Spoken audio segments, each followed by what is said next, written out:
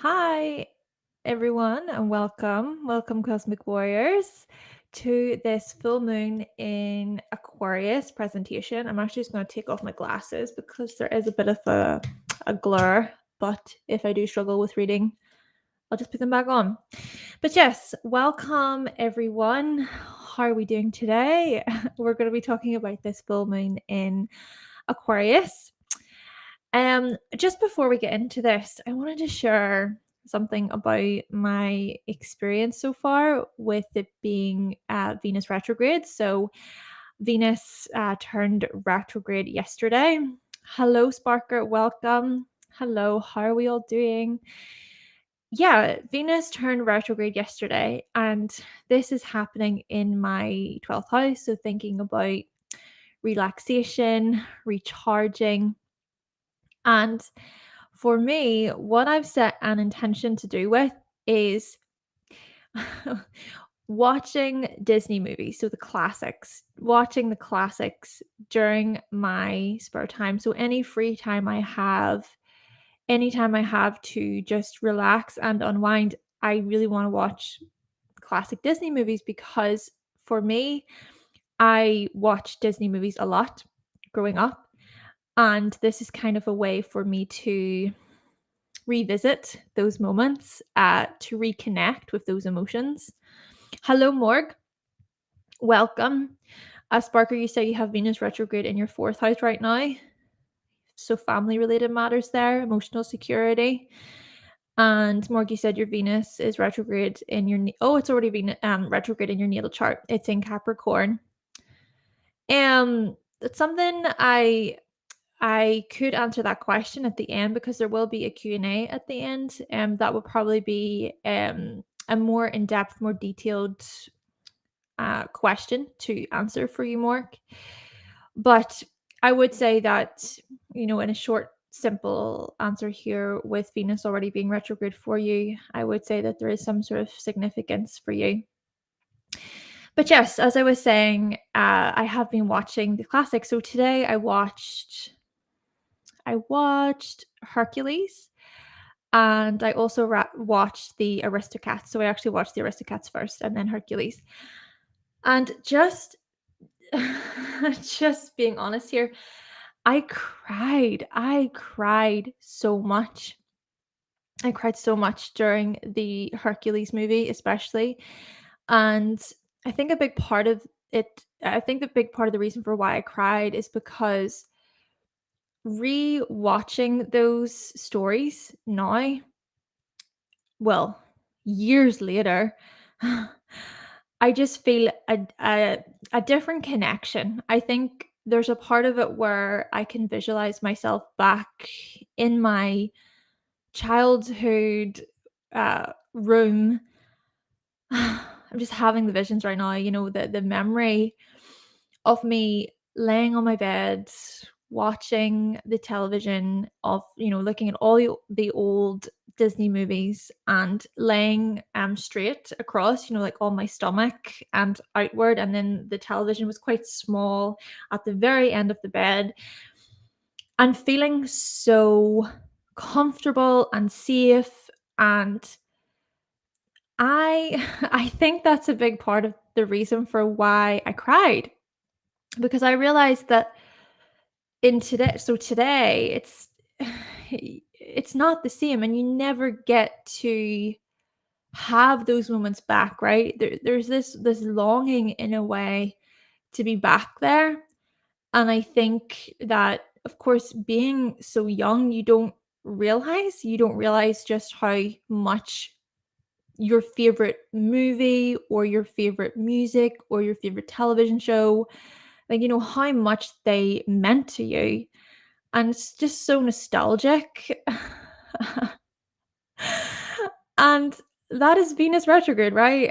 That is just retrogrades in general. It can bring up a lot of nostalgia, and especially with Venus retrograde being in Leo, this is looking at the nostalgia when it comes to creativity, art, movies, our favorite television shows. Of course, Leo is tied to entertainment. It's tied to leisure activities, the things that we do during our spare time. So perhaps in a way, if we were to connect this or relate this to you watching this video, try to maybe even think about what you enjoyed when you were younger. What really lifted your spirits? What brought you so much joy and happiness? I mean, I don't know. Like, I feel like I'm gonna cry. Um, I think so. At the end of Hercules, right? There was the scene where he wins, right? So he wins, and Zeus. Jeez, I don't think I've ever cried like this on a live or at all. But I don't know. I can't keep it back. Yeah. But yeah, Zeus places Hercules image in the stars, and it just made me think about mythology, right? It made me think about the stories to do with the signs, and the mythology is connected to the signs, and how at the end of every mythology it's like, the crab was placed into the sky. It's just, oh. Okay, I need to try and contain myself a little bit. But yeah, I'll read through these comments so I'm not focusing so much on myself right now. And we're going to get into this full moon in Aquarius video, but I just wanted to open this video up today by talking about this because I felt called to do so. Morg, you said that you have Venus retrograde in the ninth house then. And I also want to say to you, Morg, there was that Venus retrograde in Capricorn toward the end of I believe it was the end of 2021, 2022, or beginning of 2022, end of 2021. So maybe that was quite a significant time period for you with respect to your own values, even thinking about accomplishments and your successes, and considering these things and how they pertain to your beliefs and higher learning. Teresa, you said, hi, Hannah. Hi. Hi, Teresa from California. Okay, you want to know about paperwork? Well, there will be a Q&A at the end, so you can ask me a question at the very end of the session. And questions will be so it'll be $10 per question if you have a question about the full moon, about your chart, whatever it may be. Morky said you love old Disney movies. 101 Dalmatians. Oh, don't start me off again. I really want to watch that one. I'm going to watch after this live stream. I'm going to watch The Lion King because that is my all-time favorite. And I do want to watch 101 Dalmatians as well. That's quite a sad one, isn't it? Oh, the little puppies. Udette, hi, welcome. You've learned so much. Great. I'm so happy that you have learned so much from this channel, from the content. All the very best to you. Sparker, your family life is all right, but your natal Venus is opposite transit Venus. Oh, okay. Right. That sounds like a bit of a tricky one, but that perhaps can even open you up to new ways of being with respect to greater acceptance. Can my ulcer, Danny? Yes. Can we just say this for a moment? Danny DeVito. Oh my gosh, I should have brought tissues with me. I didn't. It's okay. Danny DeVito as the Phil as the satyr, just perfect. I mean, they could not have gotten a more perfect person for his voice, And also, I can't remember the name of the actor who plays Hades. Let me look it up really quickly. But Hercules. Whew. Okay, where are we? James Woods as Hades. Perfect. The voice is perfect. Morgie said you second this. You're also biased. You're an Aquarius as well. Aquarius unite. That's awesome. You've been emotional as well.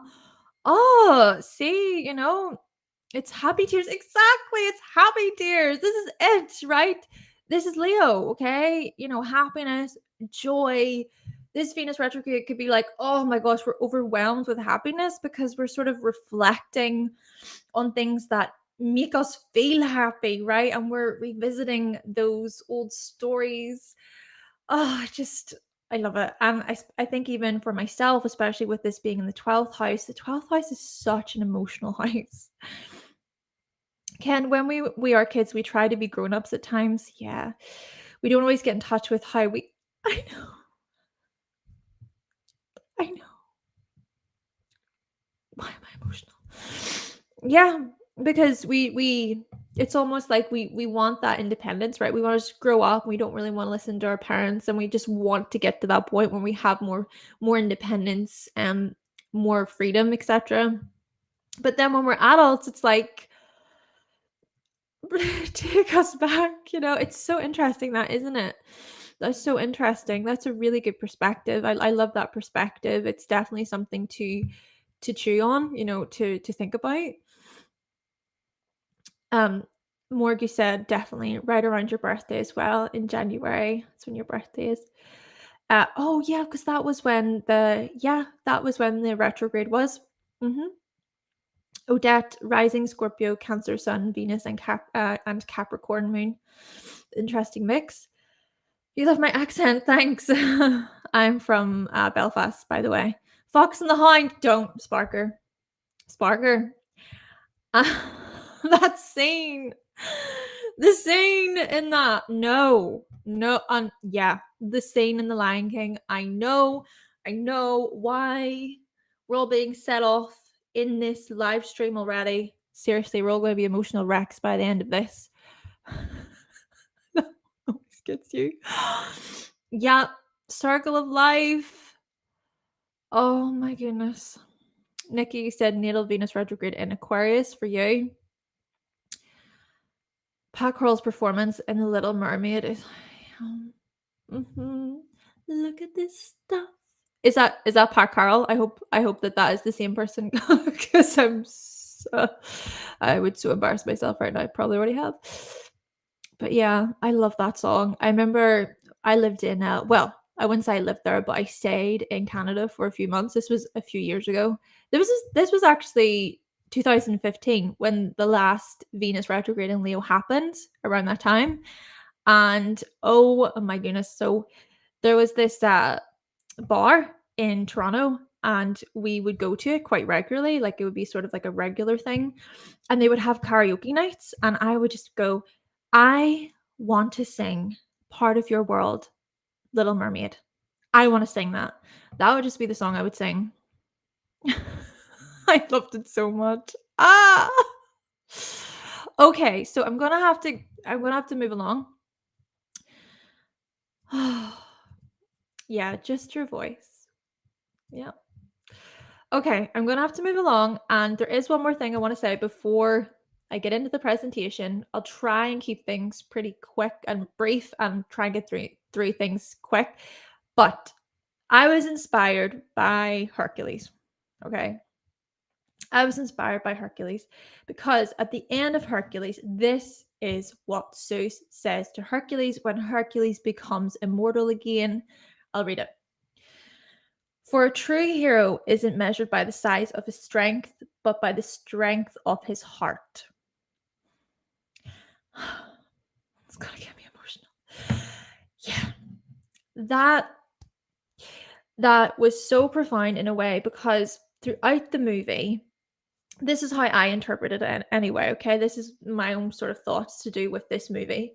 But throughout the movie, Hercules, of course, becomes a hero. He becomes so famous and everybody knows him and everybody wants to be around him. And there's merchandise and everything made about him because of his heroic acts. But he goes to his father, Zeus, and he says, I want to rejoin you now. Like, let me rejoin you with the gods again. And Zeus pretty much says that he can't because being famous and being popular doesn't make you a hero. And it requires the strength of your heart. It requires something deeper, looking within yourself. And it's so fascinating, just seeing those connections to Venus retrograde because Leo is the sign that can be tied to strength. It can be tied to confidence and popularity and fame and recognition and being a hero, right? Leo is the sign that is representative of this hero archetype. But it's also a sign that is strongly linked to the heart. And I just think that how everything unfolded with Hercules, saving Megara's, being willing, he was willing to risk his life to save Megara. And then he eventually did go down to the underworld to get her soul, to put it back into her body. And that was because of love. It's because of love, And I just think that the story that is shown in Hercules is just so representative of this Venus retrograde in Leo. And then the last thing I want to say, of course, is keep in mind that Neptune is actually exalted in Leo.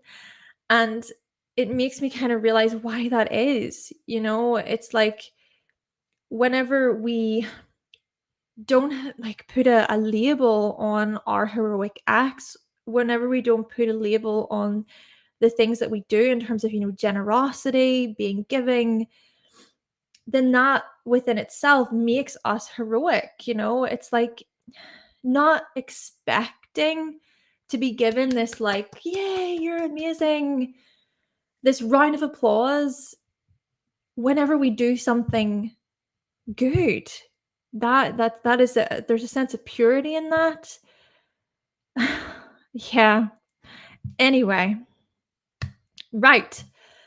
Let's get into the full moon in Aquarius now that I have rambled on for the past 17 minutes. Can you make a $10 contribution to sing part of your world? Oh my gosh, really? I don't know. Maybe. I'm really bunged up because I was I was kind of getting emotional, and then also I haven't sang in a long time. I would need to warm up my voice more. Right, so let's get into this. Yay. Okay. Full moon in Aquarius. It is happening on the 1st of August, everyone. The 1st of August. Now, I just want to inform you about a few things, and that is that I have cheat sheets available, cheat sheets on how to read your birth chart, and also I actually have an Etsy now, so you can find me at my shop, Hannah's Elsewhere. And also, just to remind you, I have a guide available, I have merch, I have eBooks available. All right. So these are the key things, the key areas that we're going to be discussing today. So the sun will oppose the moon at 9 degrees, and then there will be a square to Jupiter. So we'll look at that, and we will also look at how Saturn retrograde will oppose Mercury. Exactly. Okay, so both will be 5 degrees. Mercury will actually be in Virgo by this point. So by the time that the full moon in Aquarius takes place. Another thing is there will actually be a grand air trine. Now, to be honest with you, I'm not 100% sure if asteroids are included when it comes to aspect patterns. In my view, I think they should be. Maybe other astrologers would disagree. But Vesta will be in Gemini, Ceres will be in Libra, and then the moon will be in Aquarius. We'll also be looking at how Mercury, Mars, and Pallas will be in Virgo. Notice how we're going to integrate the asteroids. We're going to integrate Black Moon Lilith within these videos. I've slowly sort of been integrating these celestial bodies into my posts and readings, etc.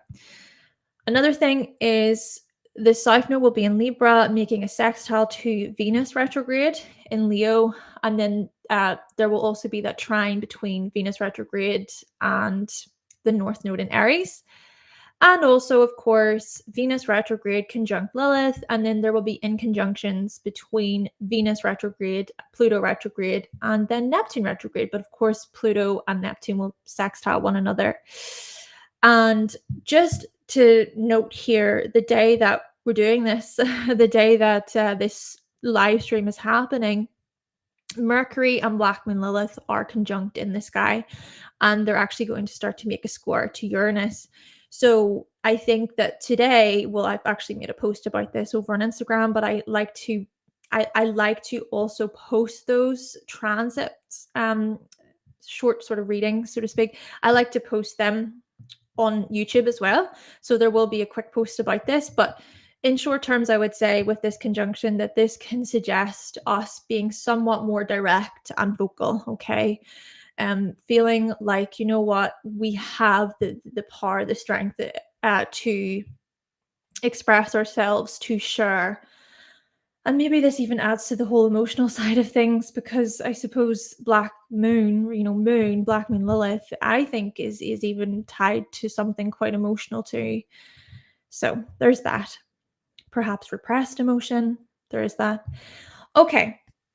So, like I said, the moon will be at 9 degrees.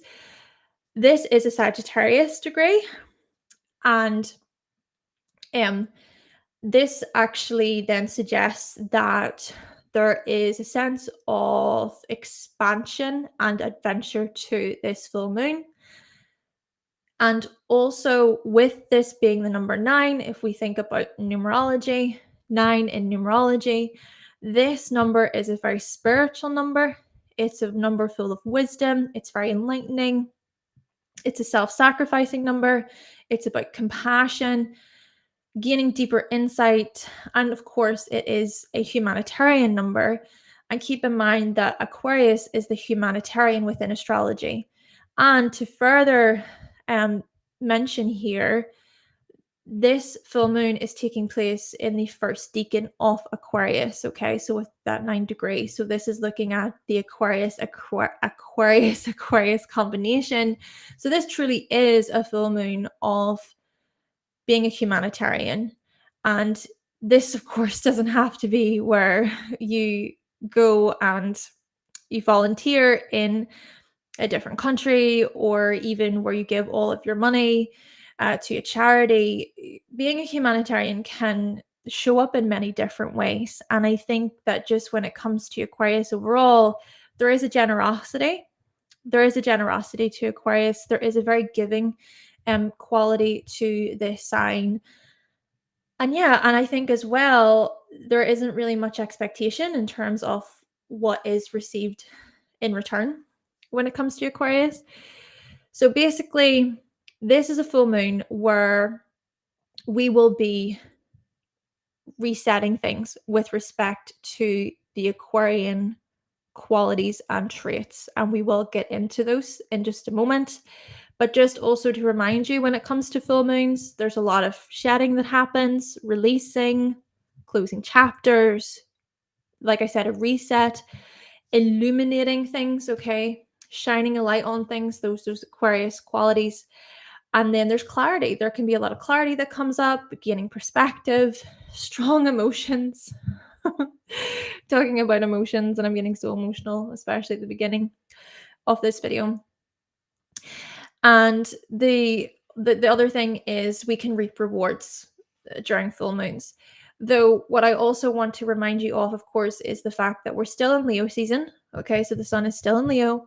So, by the way, happy Leo season, everyone. It began yesterday.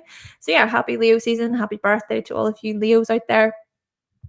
So we're still in Leo season, and that still suggests that there is a great deal of enthusiasm about. This is a season of play, fun. This is a season of recognizing even how much we accept ourselves.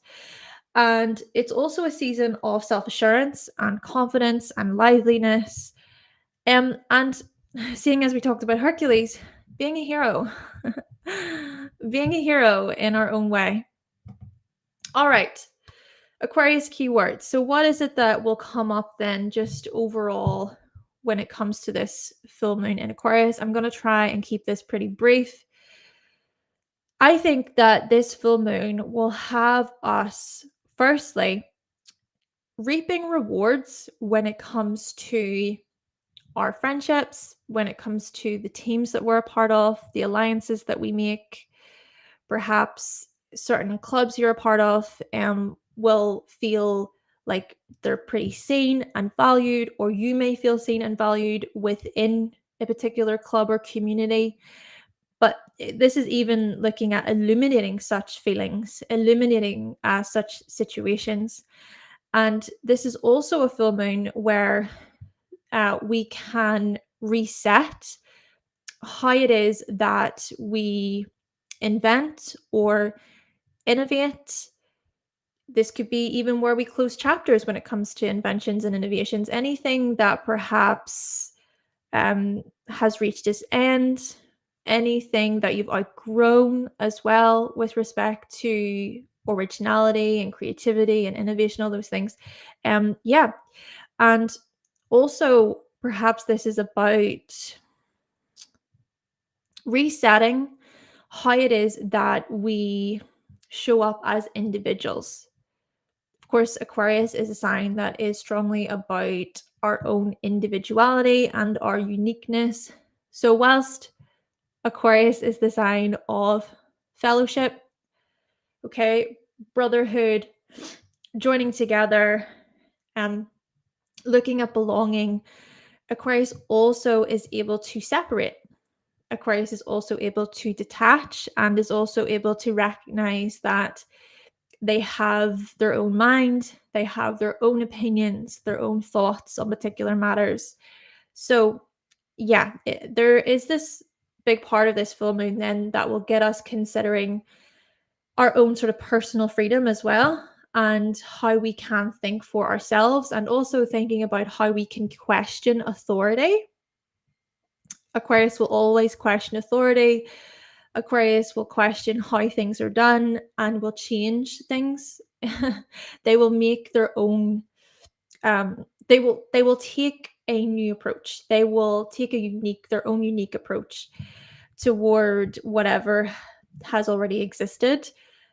And at the same time, I also want to mention that there is a big part of Aquarius that values tradition, values authority as well.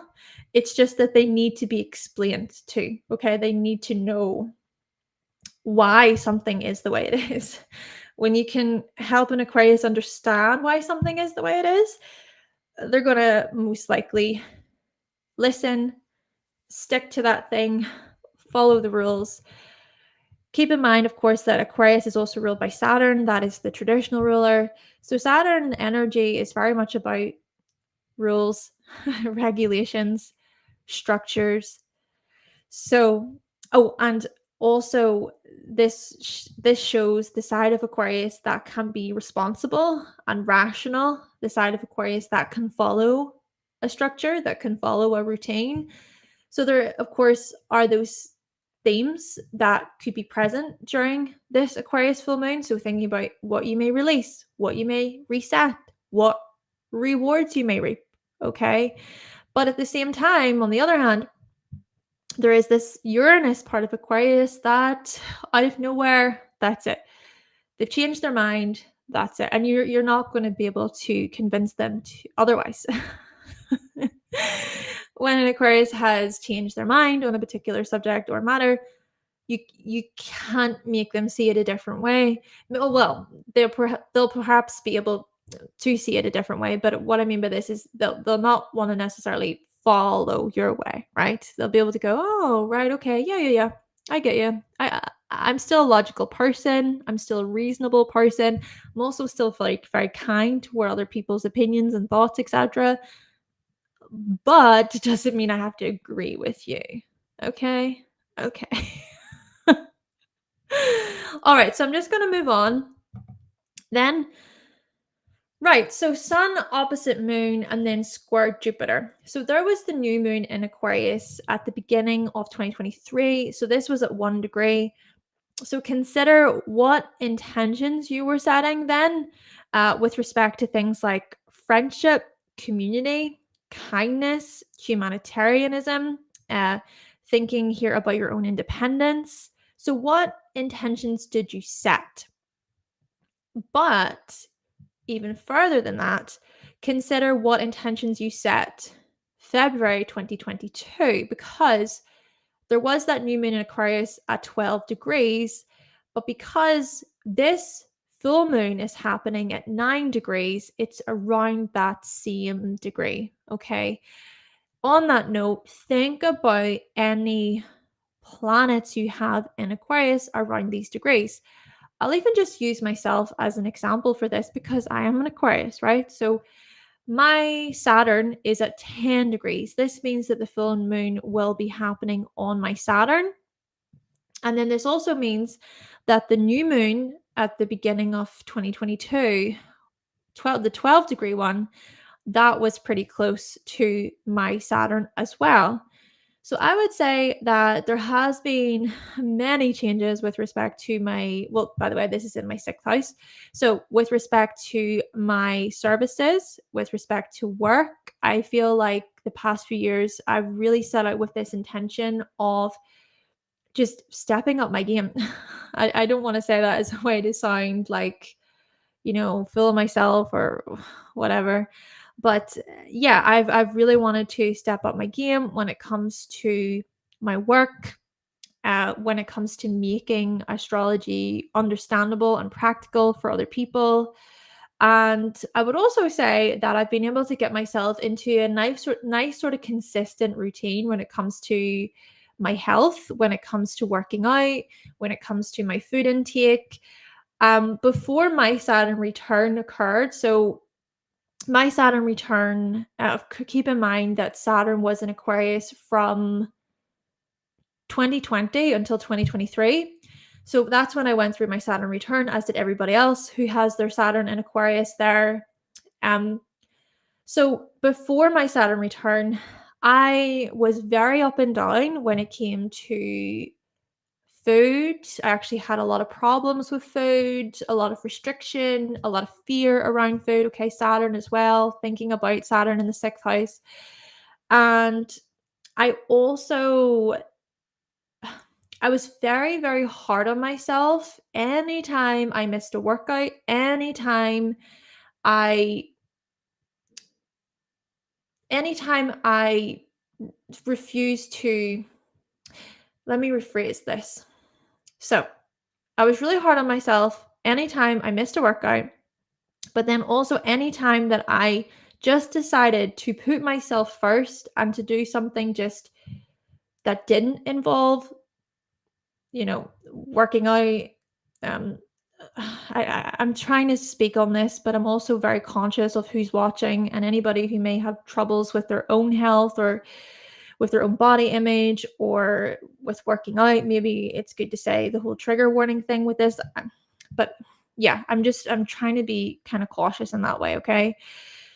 But yeah, basically to cut a long story short, I really was very hard on myself, okay? And there was a lot of caution and restriction and punishment. But coming out of the other side of my Saturn return, I have been able to get to a point of greater balance and also recognizing when I'm spiraling, okay? When I'm being hard on myself, when I need to listen to myself and put a stop to those thoughts and recognizing that I can move things along in a whole different, more healthy, beneficial way. Okay. So, yeah, this is sort of how things have played out for me, I think. Of course, there's more I could talk about on that. But basically, folks, consider this new moon in Aquarius that took place February 2022. Mars actually made a trine during the new moon in Aquarius at the beginning of January. So when you were setting intentions to do with these Aquarius themes, Mars was in Gemini, and so perhaps there was even an element of our intellectual goals, an element of communication there, and then Saturn conjunct the new moon during February 2022. So that should actually say February 2022. My mistake on that. So yeah, with that Saturn energy conjunct that new moon, it could have been that whatever new intentions we set around that time period, it was more like, right, I'm committing to this. I'm really committing to this. Oh my gosh, I'm seeing the connections, because I know for me back then, there was a great deal of commitment, but it was more so about being mature and recognizing my own sort of triggers, so to speak, my impulses, etc. This also is a full moon that will illuminate our intentions that were set at the beginning of 2022. Okay. And so with Jupiter making a square to this full moon, okay, so the square to the moon, the square to the sun, of course, there is a bit of a T square going on here. This adds an optimistic outlook, hope, faith, abundance, big feelings, big passions, feeling inspired as well. This could be a full moon, a time period where we're feeling extra bubbly, bright. We may feel even quite loved, or like we're popular, or like people notice us, or we're more confident in a way when it comes to other people. We may feel excited. But at the same time, also we could look at this as feeling greater inner security. But at the same time, this could be a full moon where there's a great deal of exaggeration, okay? Exaggerating the truth, taking things too far, being over the top, being overly sensitive to anything that tries to dampen our spirits as well. So there is that. Maybe these are things just to be cautious of during this full moon. There should be more openness, you said, Aded, when it comes to eating. Yeah, I hear you. Okay, grand. There will be a grand air trine. So a lot of air, a lot of communication, socializing, many ideas.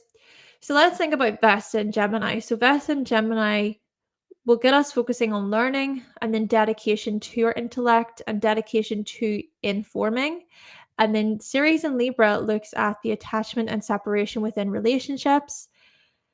So thinking here about being a team player, looking at tact, looking at fairness. And then the moon in Aquarius will get us shining a light on our communities, our teams, our alliances, and then also thinking about how we are individuals within the group. And then with the grand air trine, this is essentially about us planting new seeds to do with relating, cooperating, communicating, exploring alternatives. Yeah, this can be quite useful then when it comes, so this moon can be quite useful when it comes to these matters. And at the very bottom there, I have added that Vesta and Ceres will sextile the sun.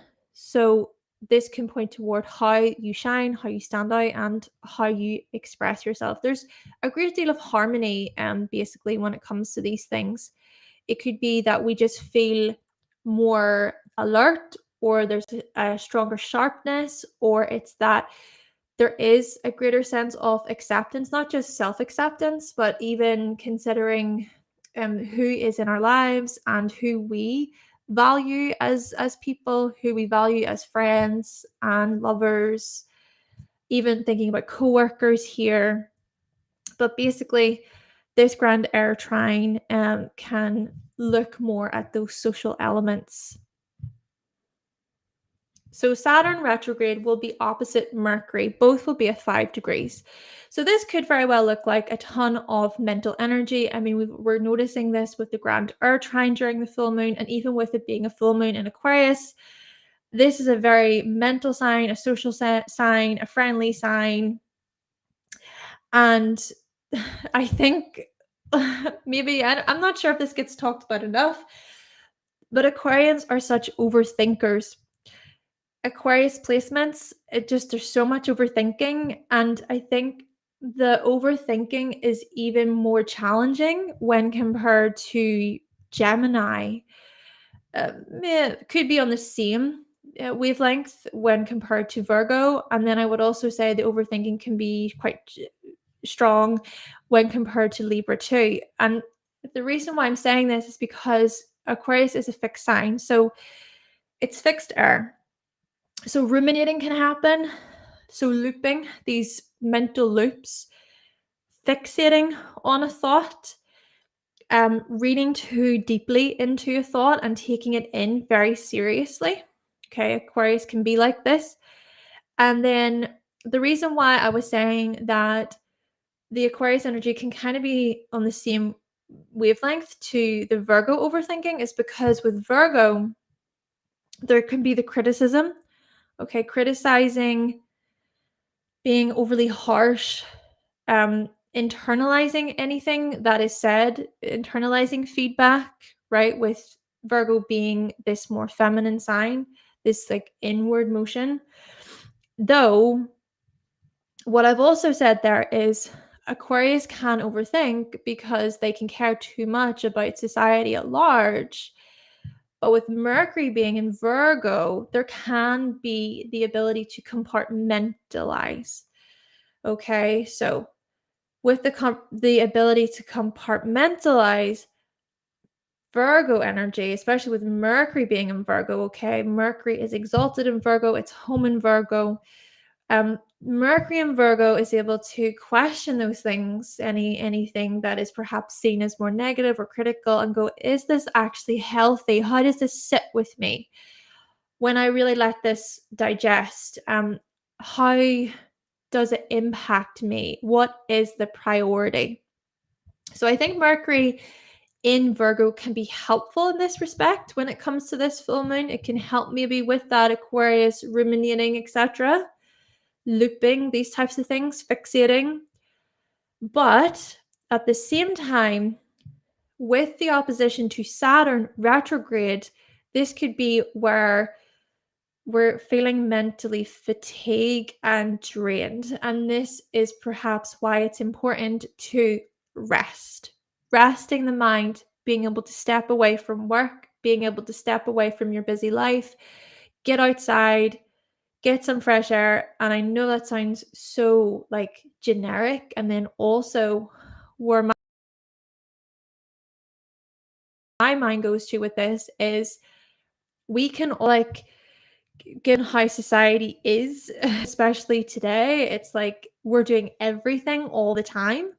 You know, if we're not working, then we're attending to the family. If we're not doing that, then we have a side hustle or like a side project that we're doing. If we're not doing that, we need to be out with our friends. We need to be socializing there. So basically, what I'm trying to say here is that I understand that we can all live such busy lives. I understand that trying to just get 5 minutes, I mean, just 5 minutes, 10 minutes to yourself, especially if you have family, if you have young children, that is so challenging, okay? So, point being, I get that things can be difficult, but I still think that this opposition within itself is going to point toward these times when we do need a moment, when we are feeling mentally fatigued. And this can also look at us feeling guilty, okay, or having guilty thoughts and even experiencing these depressing thoughts or feeling quite low, feeling quite sad. On that note though, what I want to say with this, I was watching, well, I was listening to a podcast today, and the podcast name, let me just get the name of it. The podcast name is Happy Mom, Happy Baby. Now, I do not have children, but you know, I'm the type of person who will listen to podcasts, watch videos within categories that I have like no connection to. You know, I can't really relate, but I'm still going to listen. I'm still going to watch because I'm interested. I'm such a curious person. And then also, it can be useful, right? It can be useful when it comes to the future. You just never know, right? But anyway, in this particular episode called Nurturing Emotional Health with Susie Redding, that was very eye-opening for me today because the way she explained emotions was very useful. And the way she was trying to talk about negative emotions is that they're a tool, they're useful. Negative emotions can actually send us signals about what we are experiencing and how addressing those negative emotions can be helpful. I feel like often it can be seen as when you're feeling negative, like if you're feeling down, if you're feeling sad, if you're feeling even guilty, if you're feeling angry, if you're feeling regret, if you're feeling resentment, if you're feeling jealousy, it can be seen as like, get rid of them, just ignore them, don't give in to them. How about you just focus on happiness, just focus on things that make you feel good. But those emotions are trying to tell us something about ourselves and our experience. And so I think that this opposition may, in a way, point toward these things and how Mercury and Virgo, we can make use of these emotions. We can even assess them in healthy ways and maybe see, what is it about our experience that has triggered such emotions? And there can be a lot of useful feedback that we can receive in this respect. Another thing is looking at things negatively may be likely with this opposition. And perhaps again, um, there's something about that. There's something about, bringing awareness to it of, oh, okay, why am I looking at it in such a bleak, like darker way or in a negative way? And if I was to even draw from my own experience with this one, I have Saturn conjunct Mercury in my chart. So the orb, I would say, is it's quite wide, okay? I think they're like 10 degrees apart, 9 degrees apart. But I would still consider that, because I know for me, my own experiences. So I would still consider that somewhat strong in my life, because as someone with Saturn's conjunct Mercury, I can often look at life in a very negative way. I can look at it as the glass half empty. And it can be difficult for me to even just recognize, when something is going good or when I should be celebrating a situation instead of putting myself down. So that is something that I've been trying to work on quite a bit throughout the past few years. So basically, what I'm trying to say is this opposition could very well bring up these types of experiences for us. But then it's being able to assess, why, the why factor. Why is this? And what caused this? And using some investigation there. Another thing is feeling frustrated about communication because perhaps there are delays or because there is miscommunication. So that's likely. And like I said, with the delays, perhaps there's some waiting involved. This could even be like a document or feedback or some input that you're waiting to receive.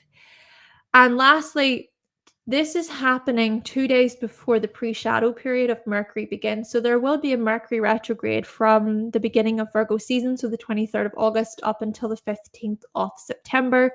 So this, as I said, will be 2 days before that pre-shadow period begins. Yeah, so that is interesting to keep in mind. And there will be a video coming talking about Mercury retrograde in Virgo.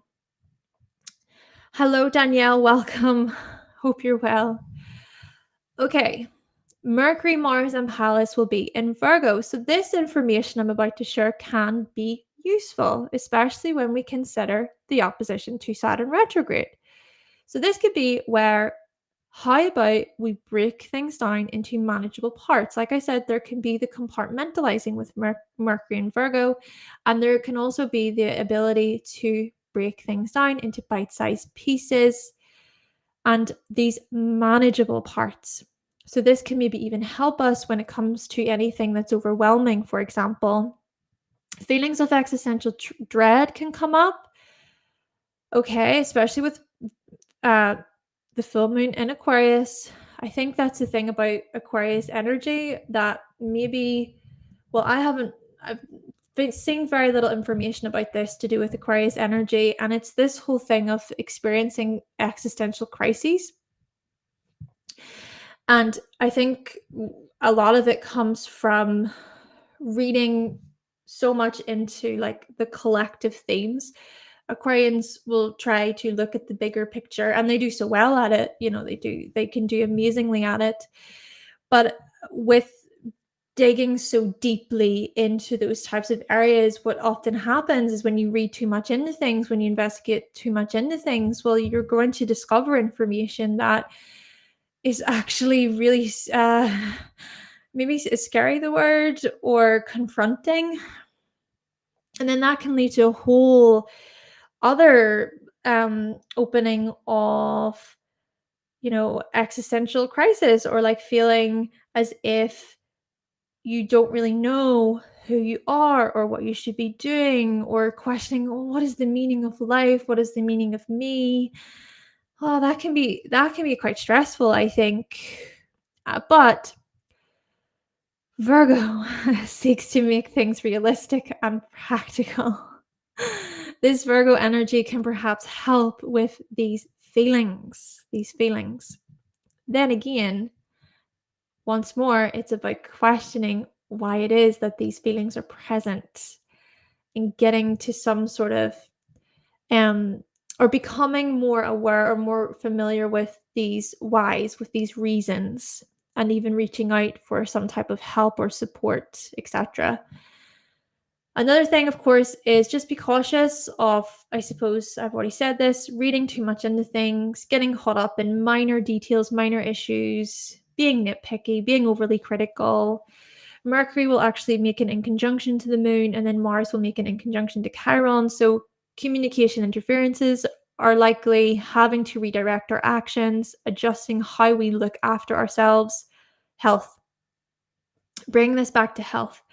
Health is such a priority during this full moon, both physical and mental, obviously. And then with Pallas, Pallas can look at healing methods. So this again looks at our health, okay? And looking at our health in practical ways.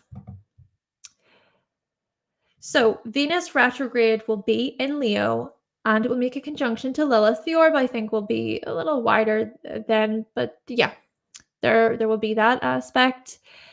And there will also be this yod that is created between Venus retrograde, Pluto retrograde, and Neptune retrograde. All right, so let's break this down. This could be where we are liberating ourselves from repressed self-expression and authenticity. Oh my gosh, that just gave me like a big light bulb moment, because me crying, which I've talked about at the beginning of this session, but me crying during Hercules, and I cried a little bit even at the Aristocats. But yeah, me crying at these things makes me realize just how much I repressed. Oh my gosh, don't cry, Hannah. Repressed fun and enjoyment. And this is it. Venus with Lilith here can point toward these things. Yeah, and this could also be where we experience rage if others try to push us out for being ourselves. There's so much liberation here to do with self-expression and stepping into the spotlight, so to speak. Now, of course, this isn't necessarily about showing off or being boastful or being arrogant or conceited or whatever. I think it is about having the courage to be oneself and to not feel ashamed about being oneself.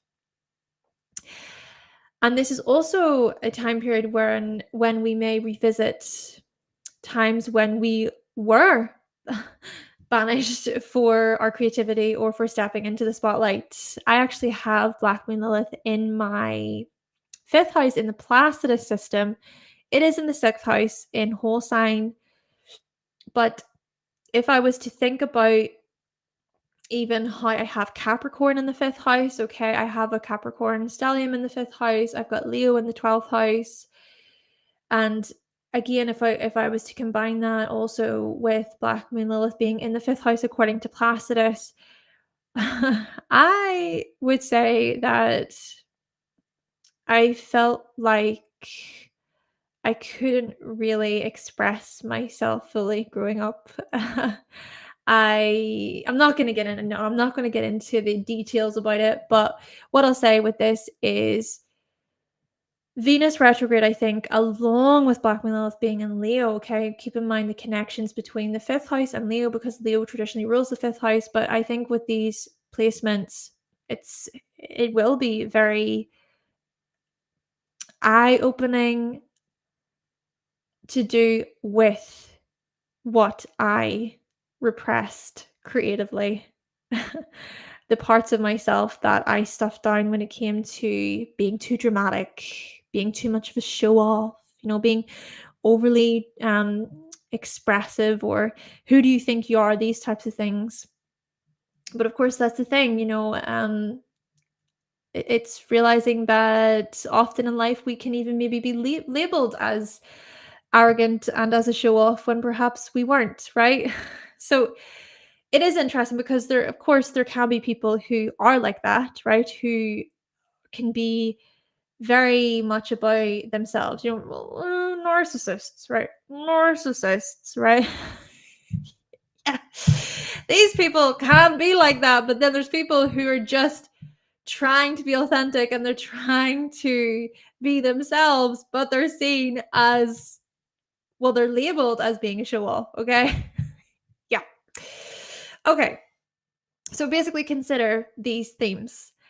And Venus then will make that in conjunction to Pluto retrograde. So adjusting empowerment, regeneration, adjusting how we regenerate, how we change.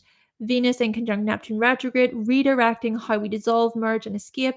And then Venus, so Venus will be this apex of the yod. So looking then at how this is about us focusing on this Venus retrograde, and then being able to focus on things like our inner beauty, our values, our personal strength, our personal courage. But again, going back to this quote that I talked about to do with the end of Hercules, for a true hero isn't measured by the size of his strength, but by the strength of his heart. The heart. Leo's like, follow your heart. Though at the same time, your heart can also misguide you at times. I'm just saying, yeah. There can be moments when it's like, oh yeah, I'm so in love, or I'm so desired of this, or I want this so badly, but maybe that thing isn't the best for you. Okay, I'm just being honest. I'm just being honest. Okay, but basically, the Venus retrograde in Leo can point toward things like, okay, what does your heart want? What does it crave? How much do you value yourself? Do you see your inner beauty? I'm also looking at ego. We'll talk about that actually in one moment. But then the last thing is Uranus will square Venus retrograde and Lilith. So there is a sense of shaking things up, the element of surprise, shock factor. There can be like this electric energy going about during this full moon. There's like a buzz. And it could be that many people's quirks and eccentricities come to the surface, okay?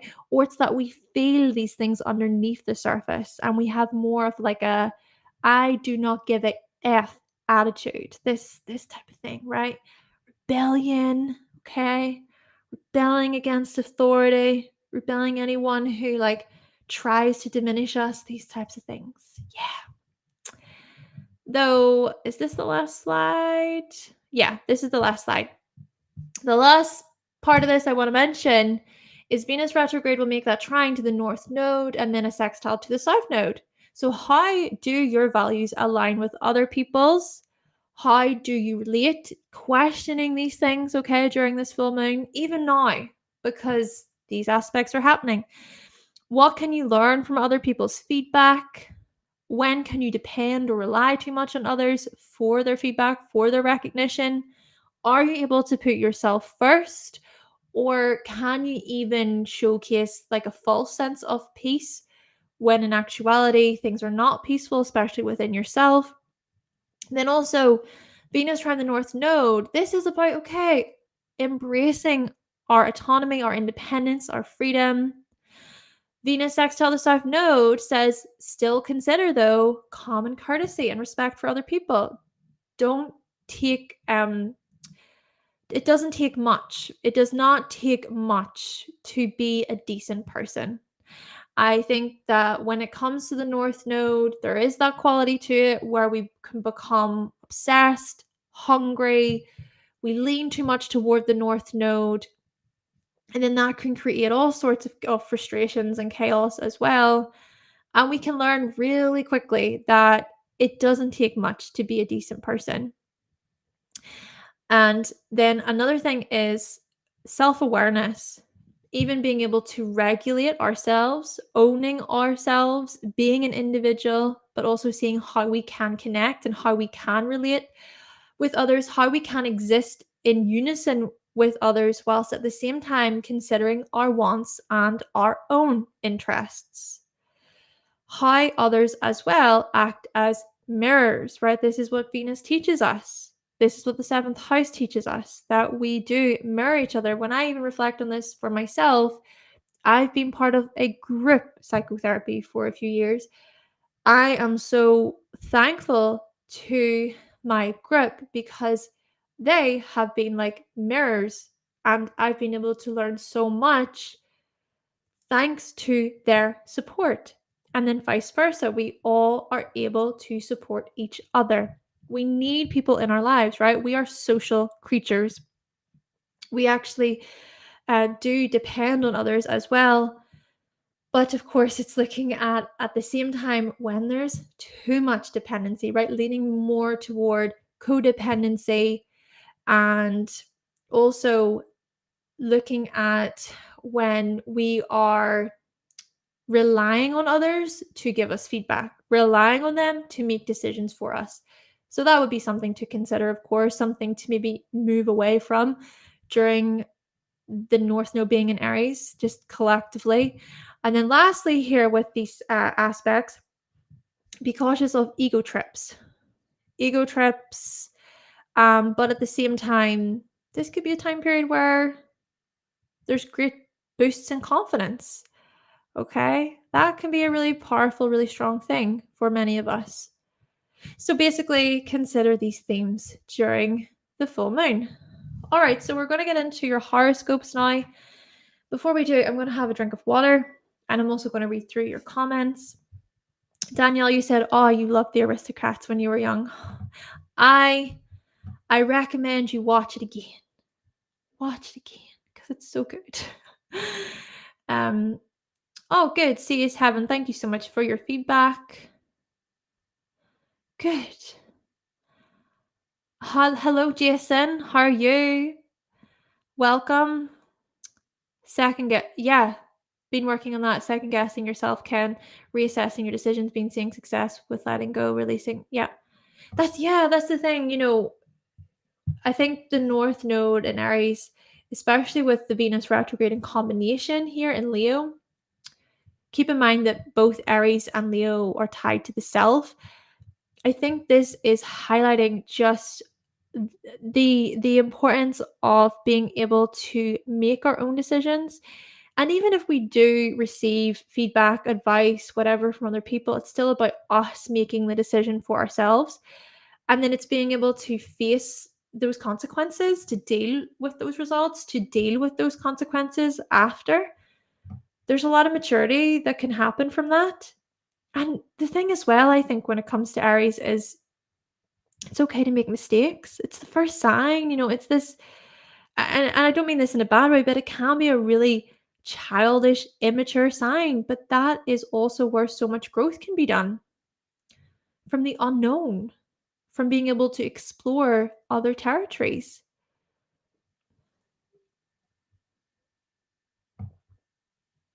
Hello, Eddie, as well. I want to say hello.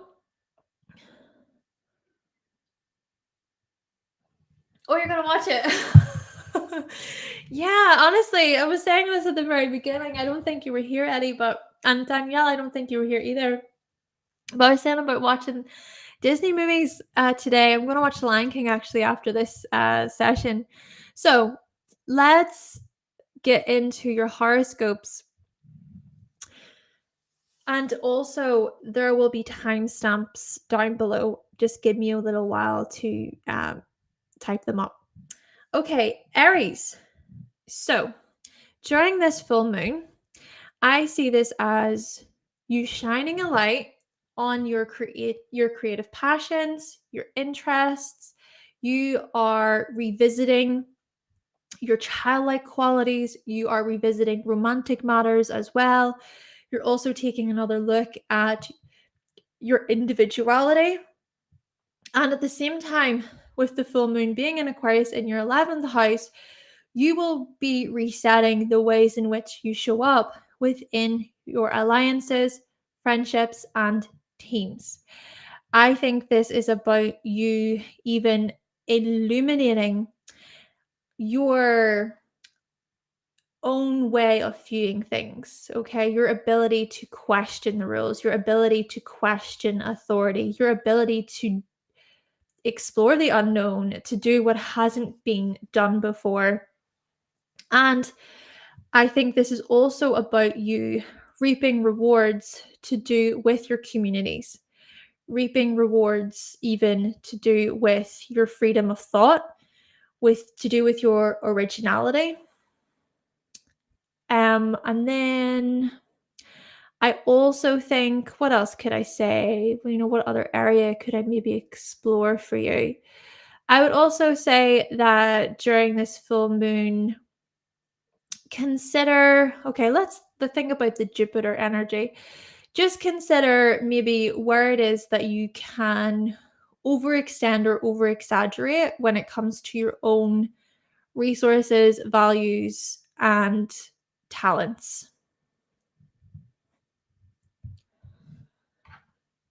Okay, Taurus. So this full moon will be happening in your 10th house.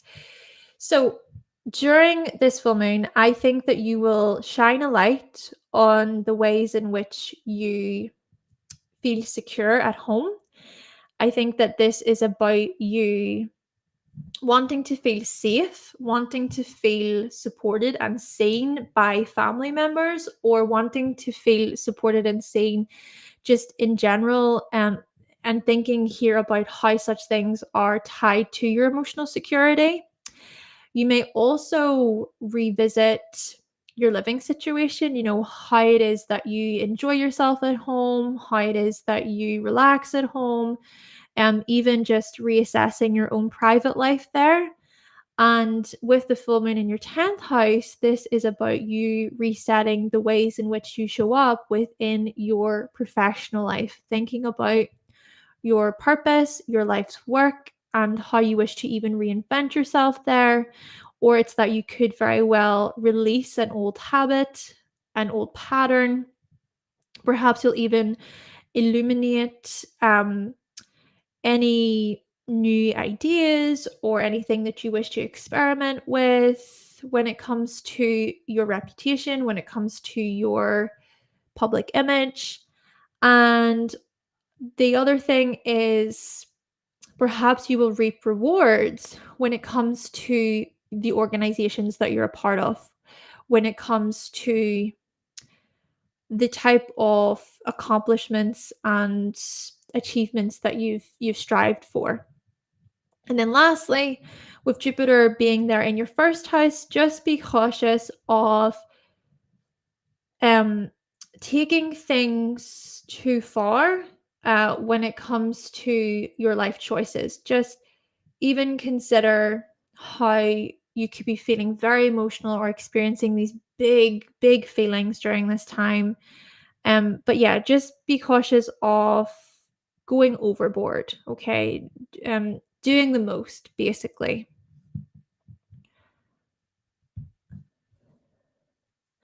Gemini. So during this full moon, you will be shining a light on the ways in which you speak, the ways in which you share information. And also, I think this is about you expressing yourself more so from a place of authenticity, expressing yourself from the heart, and reassessing exactly how it is that you share information. And maybe it's that you wish to change something, or there's a certain way that you want to share a story, or there is a certain way that you wish to communicate, or it's even looking at you revisiting sibling matters, cousin matters, looking at the relationships that you have with neighbors, or looking at the relationships that you have with your siblings. Maybe there's something that you reassess, and such things are even tied to your confidence. They're tied to your self-assurance.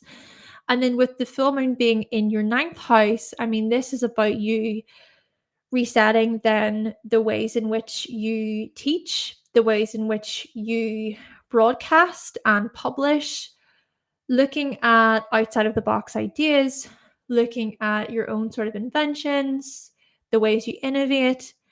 And also, perhaps you will close chapters to do with your deeply held beliefs.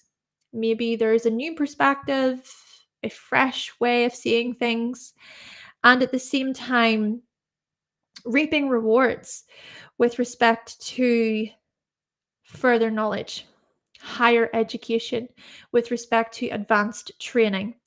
Though, with Jupiter being in your 12th house, I would say with this one, I think that this can suggest you having to really go within as you assess, right, where do you feel uplifted? What direction do you feel drawn toward? What is your higher meaning? Just having all of these bigger questions floating around in your mind, even just when you're alone. But I would just say with this one, just to be aware of the overthinking with this, okay? Or just getting so caught up in all of these bigger ideas, and then you just don't feel settled. Though, to be fair, this is you, Gemini, and you can have the tendency of overthinking. But yeah, I just wanted to share that side of things. And then moving on to Cancer. So, Cancer, you will be shining a light on your resources, your personal finances, the ways in which you earn money, the ways in which you spend money during this full moon, okay? And I think that this is also about you addressing how much you value your confidence, how much you value your creativity as well. Perhaps this is about you even revisiting a certain creative project, or even looking at your skills and your talents and how such things are tied to performing, management, leadership. Thinking even, Cancer, about how the ways in which you earn money are tied to leadership and management, and they're tied to entertainment. Okay, it's so the ways in which you earn money is tied to entertainment. So there is that. So basically, I think this is about you reassessing these areas. And at the same time, with the full moon being in your 8th house, this is also about illuminating joint financial planning. This is about illuminating shared resources, okay? Even thinking about how you manage other people's money, or just looking at other people's money in general. You know, this could even be a situation where you close chapters to do with a debt, a loan. So, to do with debt, to do with a loan, to do with a large sum of money that was received from someone else. Or this could be where strong emotions are felt to do with intimacy, to do with closeness and vulnerability, and possibly reaping rewards with respect to shared resources, the shared accounts there as well. And lastly, for you, Cancer, Jupiter is in the 11th house. For this one, I would just say to be cautious about what you promise other people, okay? Be cautious of how it is that you show up within groups, and thinking about overdoing it, okay? Thinking about, um, yeah, sure, perhaps being generous and being charitable and being really giving, etc. I mean, yeah, great, but just I would say just to consider when it is that you bite off more than you can chew, basically. Leo.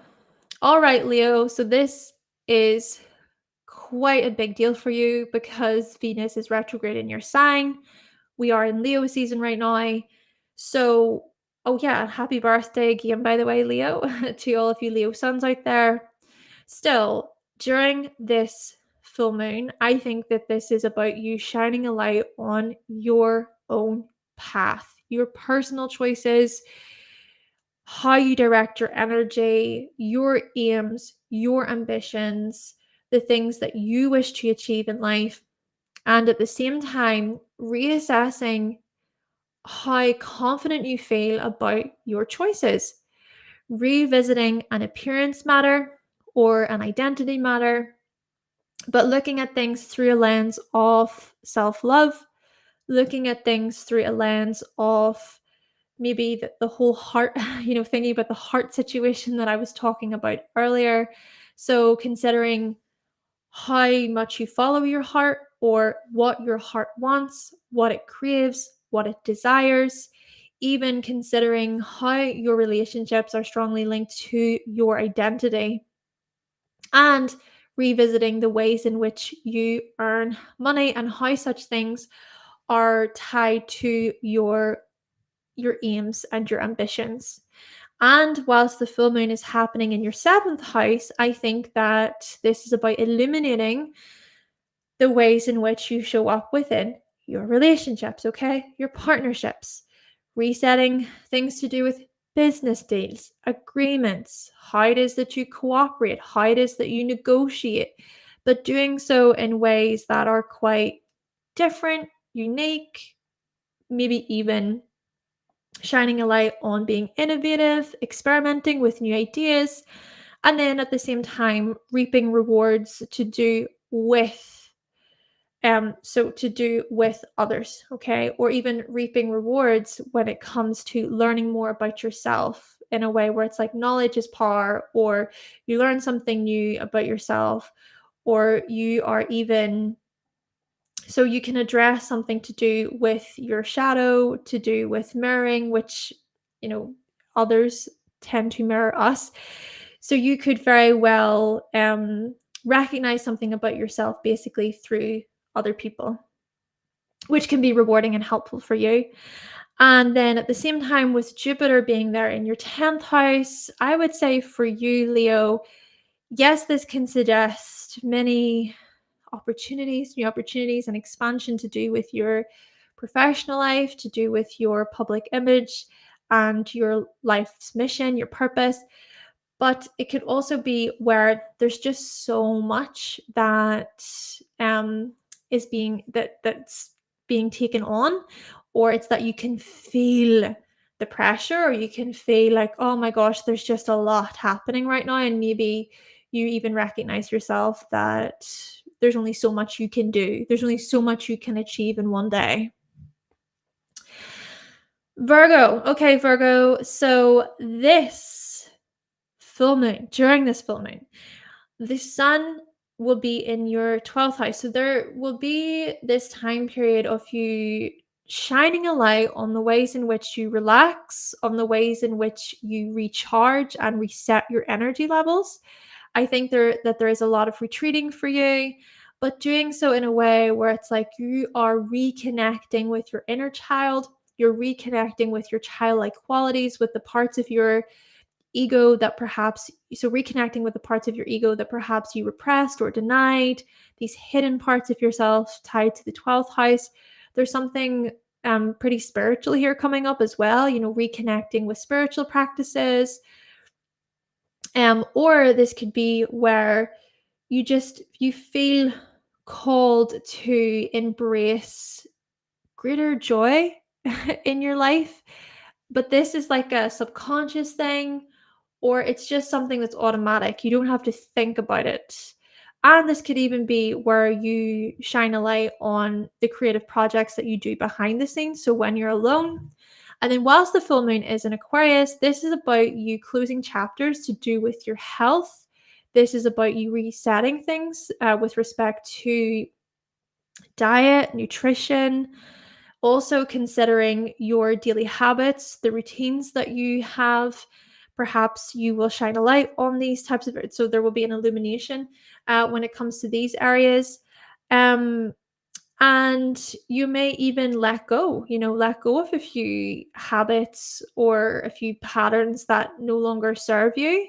And you could even experience strong emotions to do with coworkers, thinking about the people that you work with, or thinking even about employers. This could even be where you feel called to really share something that is emotional, but it's done so in quite a, like, in a reasonable way. Let's just say that. And then the other thing with this is reaping rewards to do with your services. That is likely during this full moon. Though with Jupiter also being in your ninth house, I would just say with this, um, over overdoing it when it comes to how you share and how you publish and how you broadcast. So these things are likely. And I think as well, it's it's being able to show caution when it comes to your beliefs or what you believe. Anything that you pick up on that you may even take on as your own. It's like, maybe I just need to be patient here. Maybe I need to just chill right now and not try to overextend or go overboard. I'm just going to have a drink of water before we do the other six. So we are halfway there. And I just want to say thank you for being here. And hello, Pernell. Hope you are well. Julie, hi. Your moon is 8 degrees, 16 minutes in Aries. Cool. So my moon is 15 degrees in Aries. Hi, fellow Aries moon. Pernell also has an Aries moon. Derek, hi, hello, welcome. We are halfway through these horoscopes.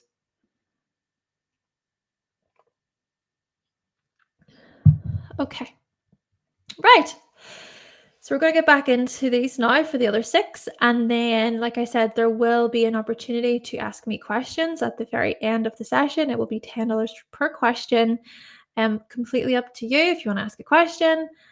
But yeah, just to let you know. All right. So Libra. During this full moon, you will shine a light on the ways in which you show up when it comes to your clubs, okay? Your communities, your networks, your friendships.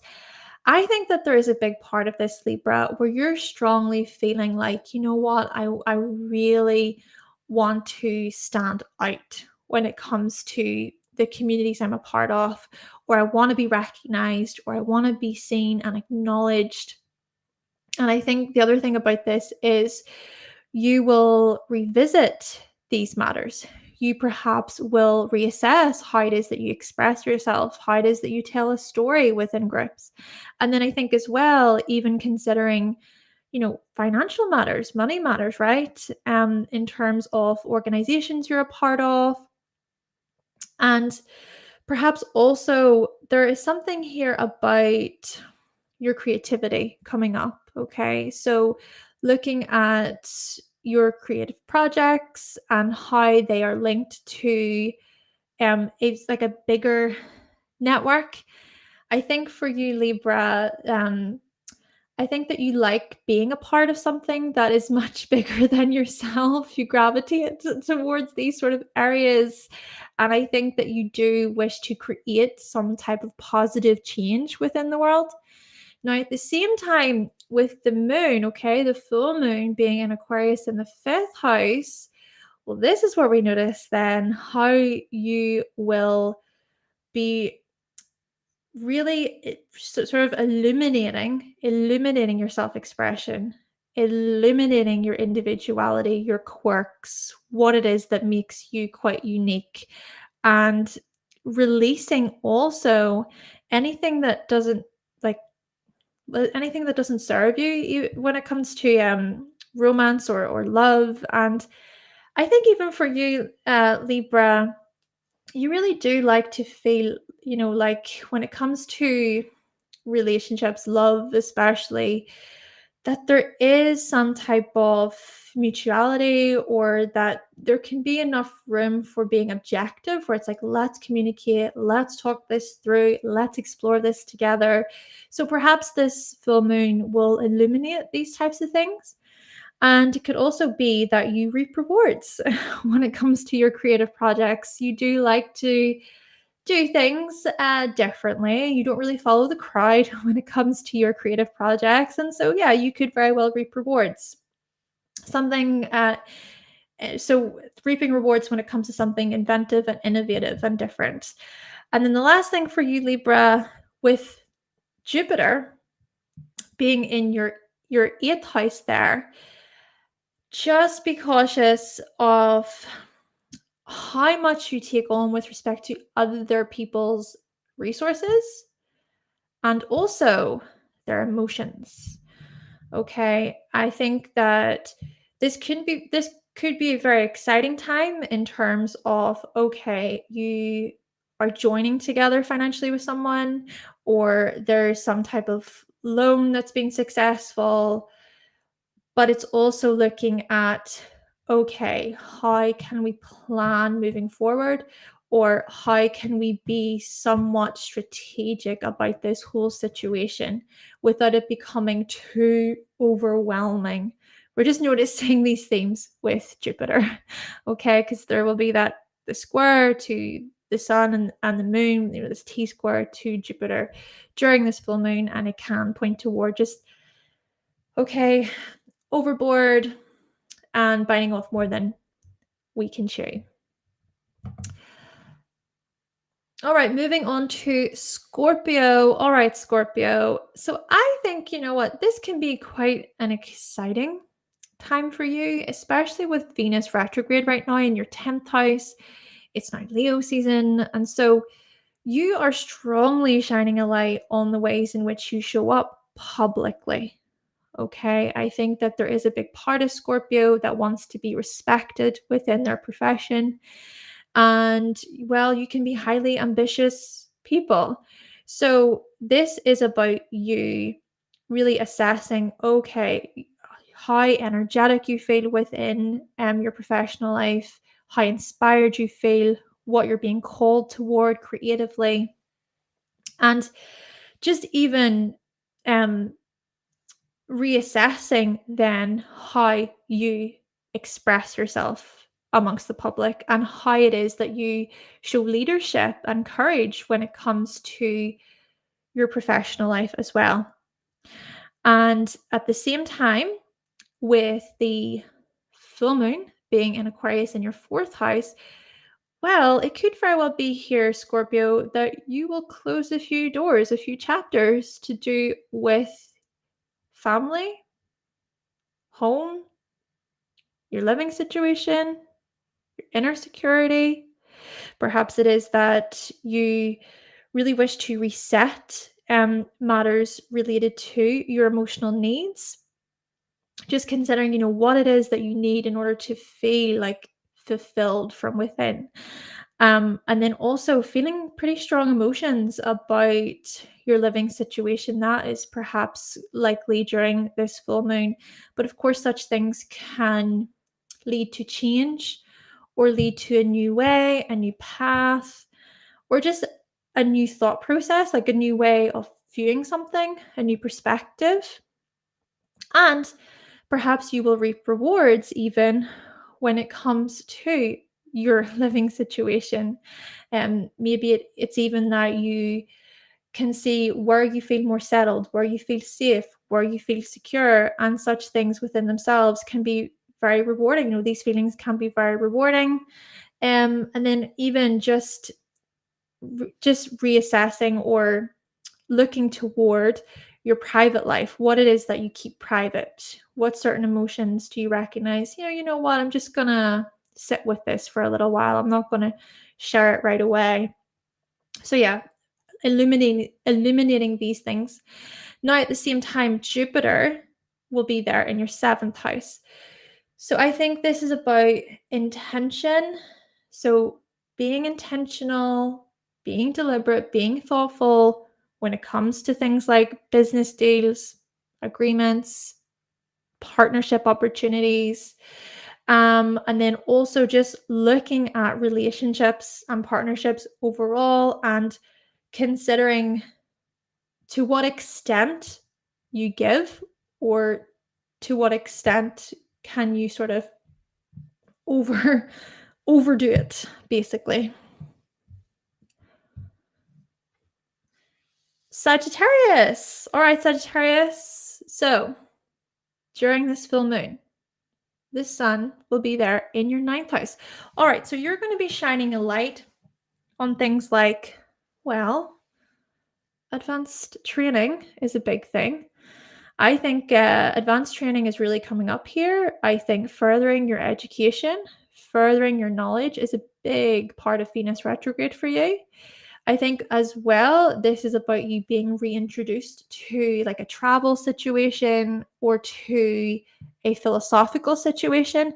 Maybe you will just retrace your steps when it comes to your deeply held beliefs. Okay. And maybe this is even about reconnecting with a certain passion, a passion to do with teaching, a passion to do with publishing or broadcasting.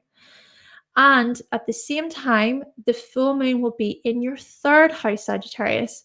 So I think that you will be closing a few chapters to do with your local area, your local neighborhood, to do with sibling related matters, even thinking about how it is that you're different in comparison to siblings, how it is that you can separate, how it is that you can detach when it comes to sibling matters.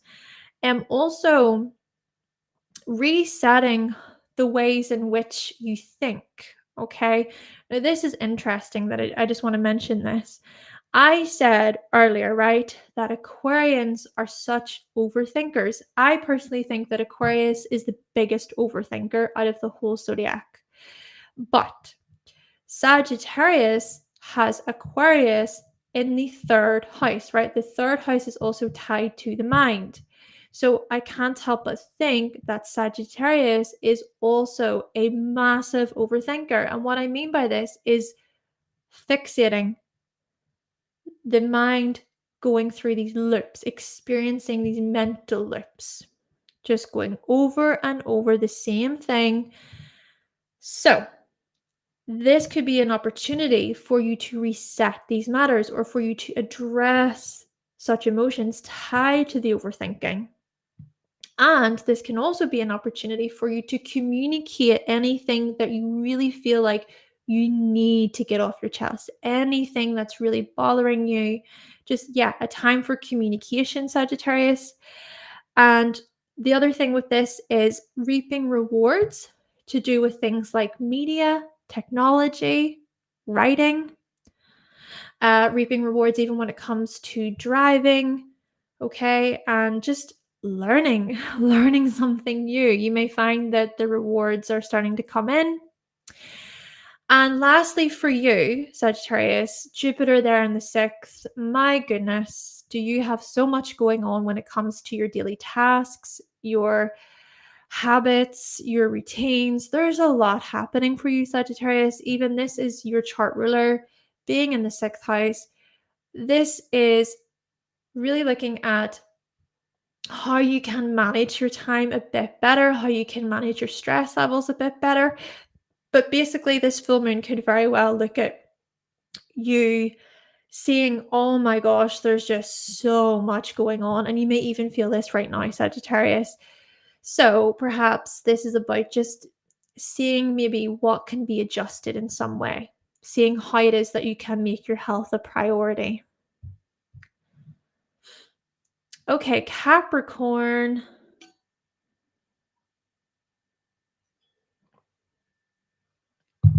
Okay, Capricorn. So this full moon in Aquarius will have you shining a light on matters to do with intimacy, bonding, vulnerability, and closeness.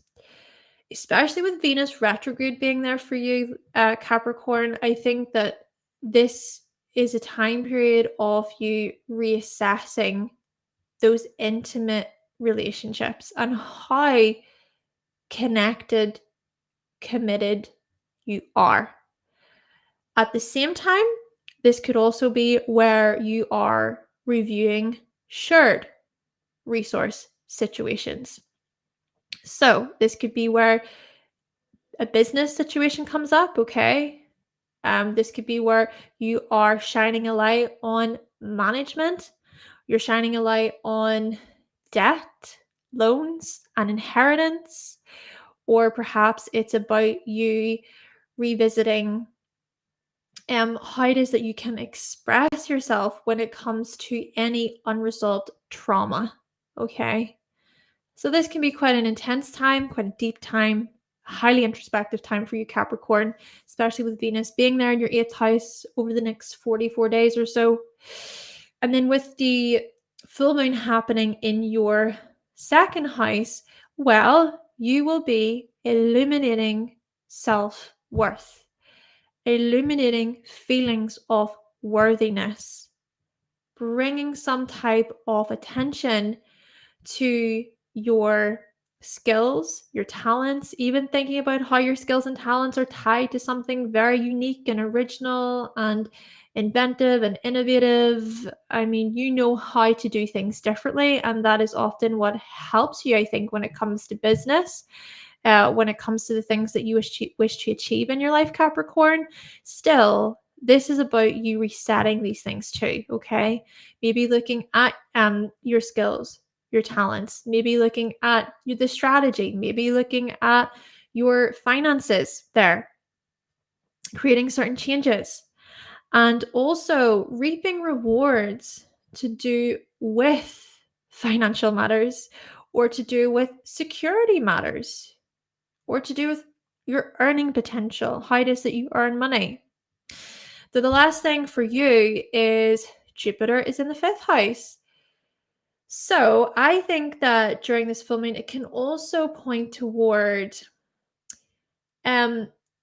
you perhaps feeling like there is so much to attend to when it comes to children, when it comes to like free time. I mean, it could even be where it feels like you don't really have much free time at all because there's just always something to be doing.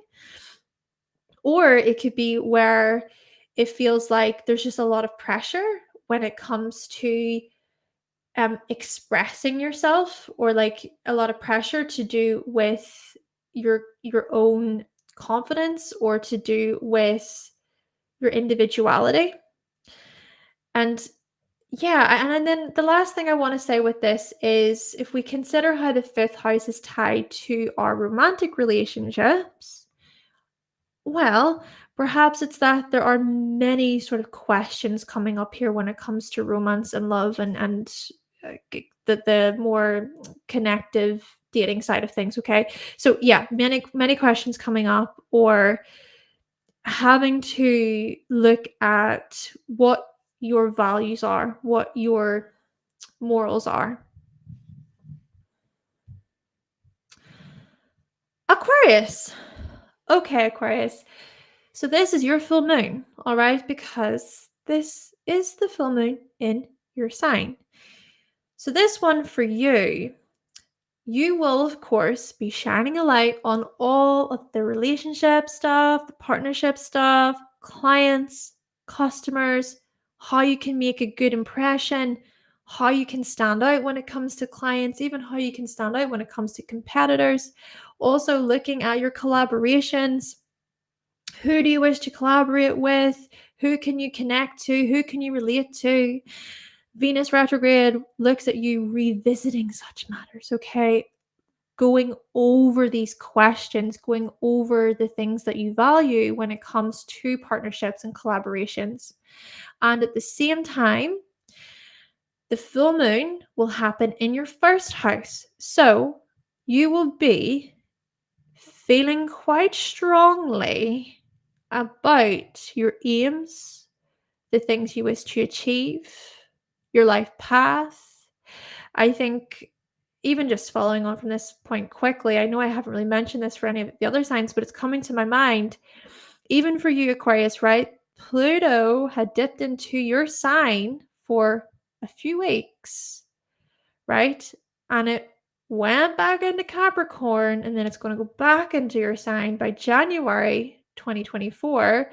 But during that time period, right, from like March until June time, around that time, I think that a lot came up for you with respect to what is the next step. You know in your gut that there's transformation ahead, that there are huge image leaps, identity leaps, personal, just in general, personal changes. And so this full moon in Aquarius could very well have you performing a lot of introspection or just wondering,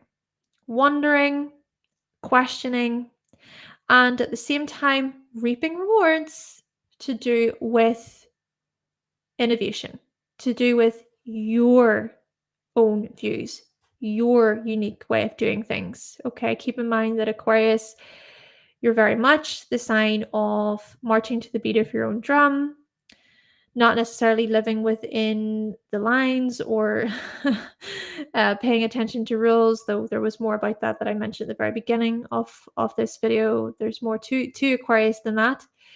But still, I think this full moon will get you illuminating your originality, your independence, and your freedom of thought, and then even reaping rewards when it comes to these things and how they relate to your life path and your direction and your identity.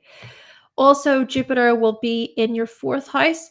So with this one, I would just maybe be cautious of how much you can go overboard when it comes to home, family.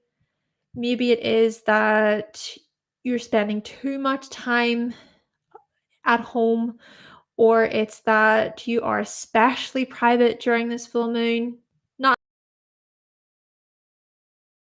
necessarily a bad thing. Maybe you also even want to do that. You can overdo it. Okay, Jupiter can overextend. It can expand to too much. So yeah, it could be where you just feel like there's so much happening within your home, or even like you have to be home a lot of the time because there's so much to do. So yeah, basically maybe it's about looking at these things and considering how you can also redirect your energy to something else at times, especially when you need a release or you need to just step out for a moment. You need to do something else. Okay, lastly, Pisces. So, Pisces, during this full moon, you will be shining a light on your health first and foremost. I think a lot of you Pisces will be revisiting health related matters, stress, your stress levels, how it is that you manage your time, how it is that you manage your schedules and your routines. So yeah, this is about you addressing these things, paying attention to these things, but at the same time reviewing them and perhaps even seeing how you can put yourself first more, or seeing even how it is that you relate to certain coworkers, how valued you feel even within the work that you do, within your chosen occupation, or considering the money that you earn from your services. So revisiting these things. At the same time, the full moon will happen in your 12th house. So this can be really good for you because what does Pisces usually really like? Solitude. Solitude, being able to recharge, being able to cleanse the soul, so to speak, being able to reconnect with your inner self. This is a moon to do it, okay? This is a full moon that will get you resetting the ways in which you show up when it comes to your spiritual practices. Also, resetting how it is that you relax, how it is that you just take it easy. And you know what? Somehow, some way, I'm relating strongly to this. And maybe, just maybe, this is because I'm experiencing a Pisces rising solar return year. So perhaps these horoscopes are resonating somewhat because of that. Anyway, back to you, Pisces. This is also about you reaping rewards to do with your imagination, to do with your dreams, or just feeling like, you know what, you're spiritually aligned, you're being guided, you're on the right path. Your intuition may be very strong during this full moon. The last thing I want to mention for you, Pisces, though, is Jupiter in the third. This is where it could be that the rational mind can take over at times, or it's about you being able to recognize, okay, well, what part of the mind is it? Or being able to recognize what decisions and choices you're making based upon your intuition versus rationale. Or maybe it's about even looking at overthinking or being flooded with just too much stimulation, too much stimuli. Okay, thinking about being mentally overwhelmed. So maybe these are things to take into consideration. And by bringing awareness to such things, perhaps you can even just see what it is and unplug from it so that you can experience greater inner peace. Okay, so that is basically all of the horoscopes for today. I just want to take a moment to thank you all so much for being here. Now, if any of you do have a question for me about this full moon, if you even have a question that you want to ask me about astrology, anything you want to ask me, you can do so. And it is $10 per question. And I will just look through these comments, and also don't feel pressure to ask a question. It's completely up to you. Yeah, it's up to you. And I want to just read through these comments. So, Scott, you said Virgo rising gang. Yay. Scott, I remember you from the reading the other day. And the thing that I even want to say to you, if you're still here, that is, maybe you've gone already, but I'll just say it anyway. I remember that I was rattling my brains trying to remember and recall the information that I said during your reading, and I was like, oh, I'll get to it at the end.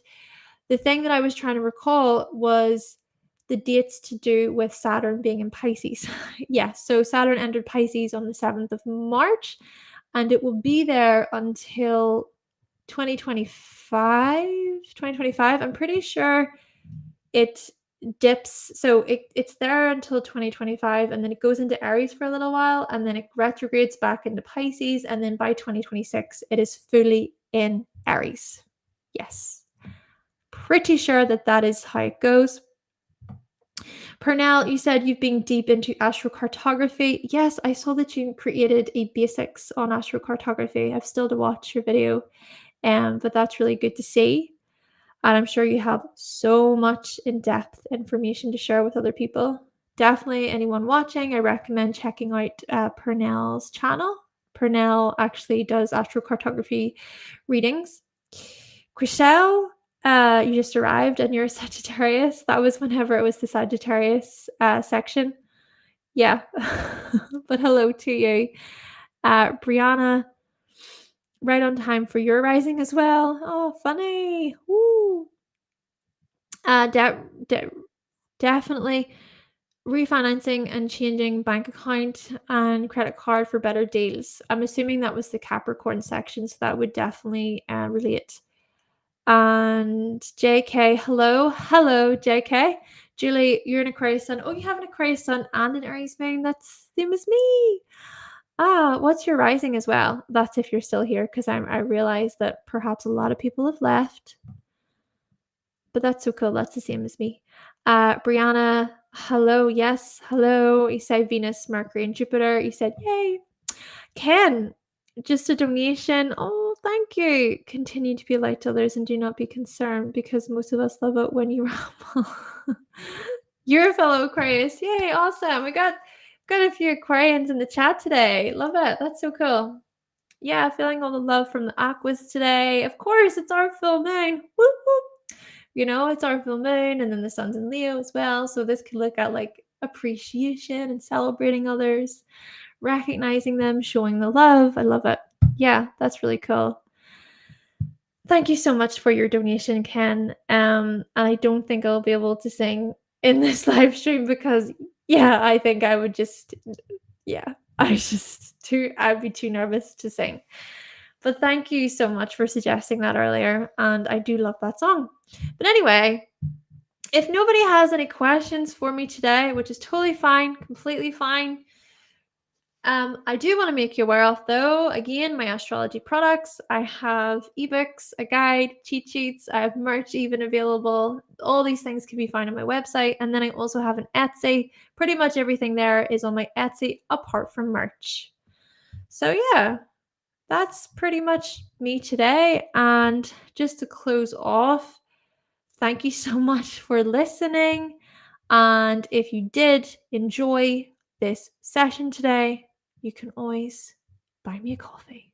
There is a link there. There's also a link down below. But that is pretty much me. Thank you so much for being here. And especially if nobody has anything else to add or share, I think I'll get going. I'm going to go and watch The Lion King. Yeah, gonna watch The Lion King. Probably eat some cake in a little while. Have some tea. I hope you also have a nice Sunday. Are you doing anything nice with the rest of your Sunday?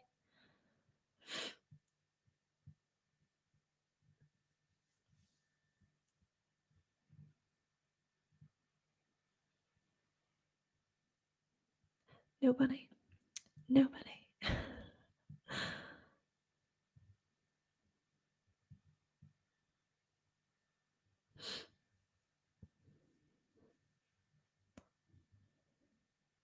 Thank you, Ken. Yes, you too. Have a great Sunday as well. Right. Yes. Okay. That's definitely me. So I'm just staying on longer and longer. I'm like, and yeah.